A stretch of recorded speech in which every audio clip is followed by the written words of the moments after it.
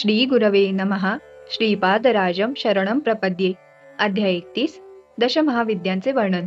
आम्ही रोज सायंकाळी श्रीपाद प्रभूंच्या आज्ञेने कृष्णेच्या अलीकडील तीरावर येऊन तेथेच वास्तव्य करीत असू. प्रातःकाळी स्नानसंध्या आटोपून पुन्हा श्रीगुरूंच्या सानिध्यात जात असू.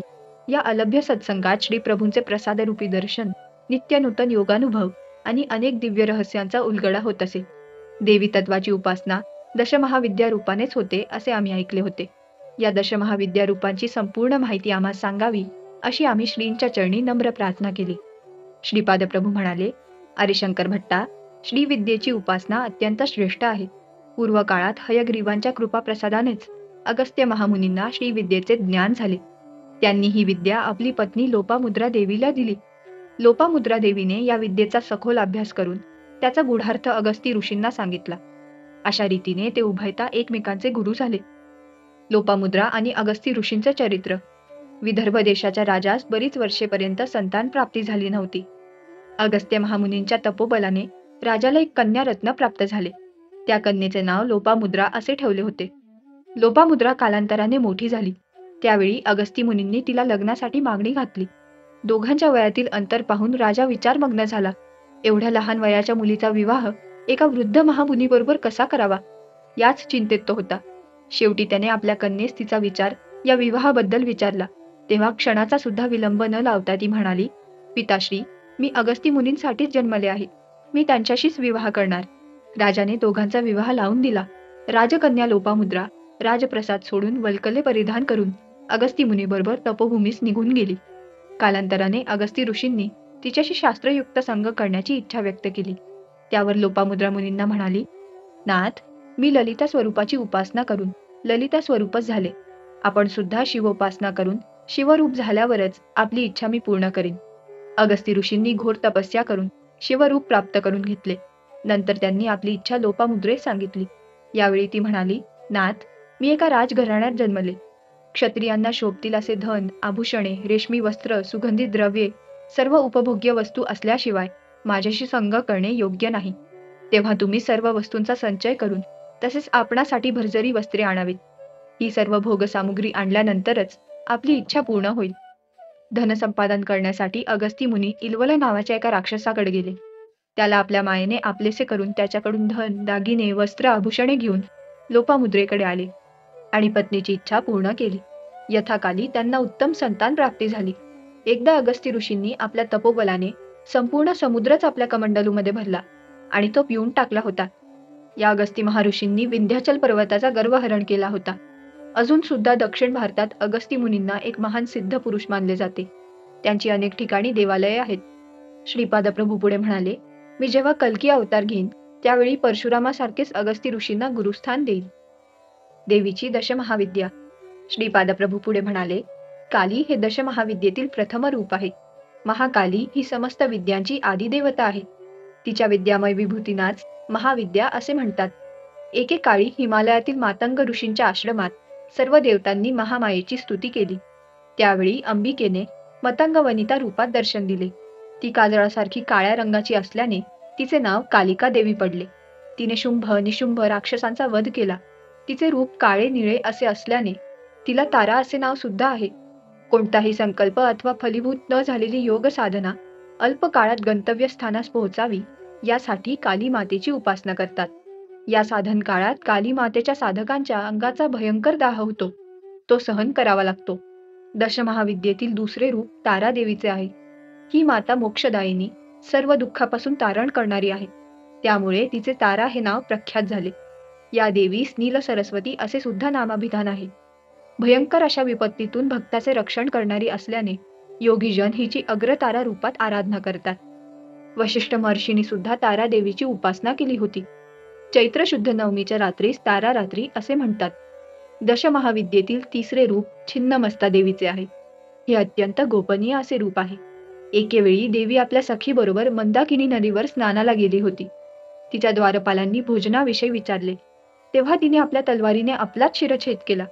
तिचे शिर वामहस्तावर येऊन पडले. तिच्या धडातून रक्तधारा निघाल्या.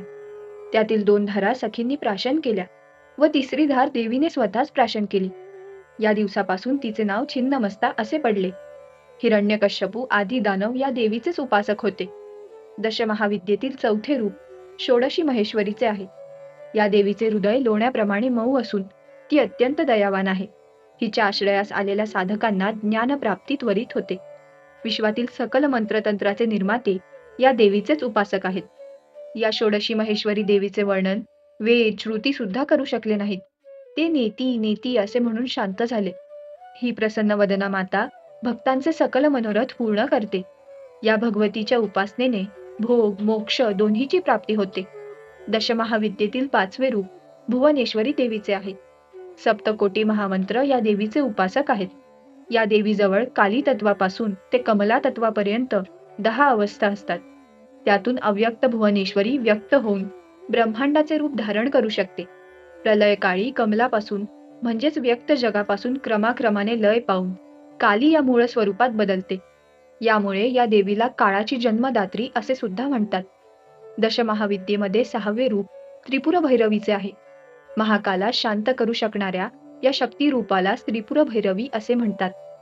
ही त्रिपुर भैरवी नरसिंह भगवानांची अभिन्न शक्ती आहे असे शास्त्रात सांगितले आहे. सृष्टीमध्ये परिवर्तनाची प्रक्रिया सतत चालूच असते. या प्रक्रियेस आकर्षण आणि विकर्षण हे मूल कारण स्वरूप असतात. ही क्षणोक्षणी होणारी क्रिया आहे.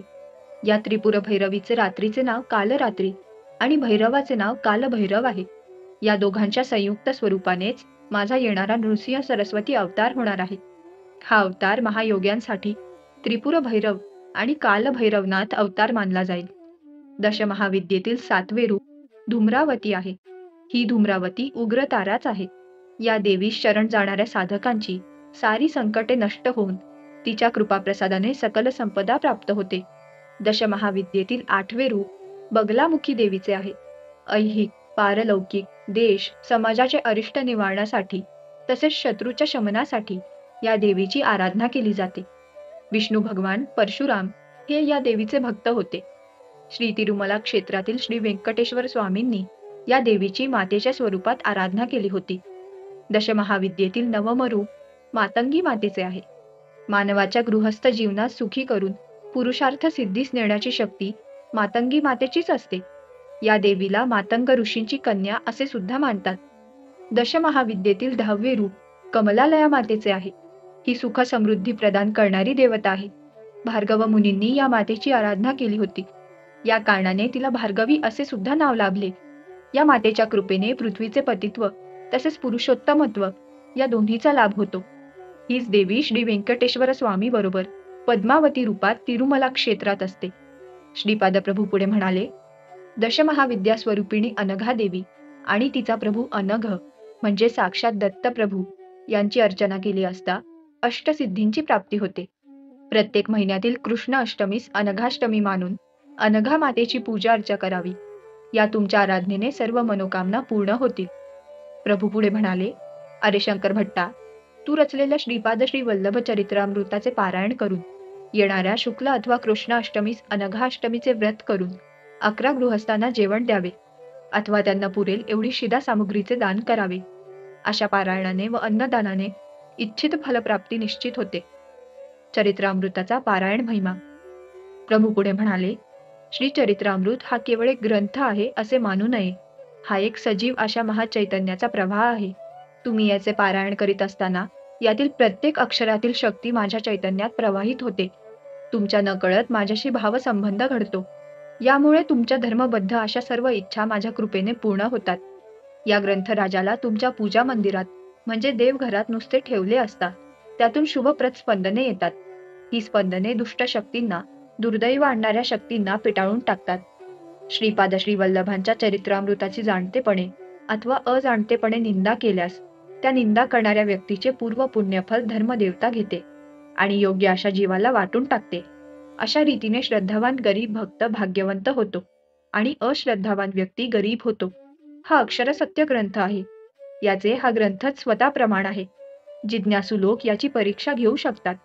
मनात काही इच्छा ठेवून या ग्रंथाचे पारायण केले तरी चालते.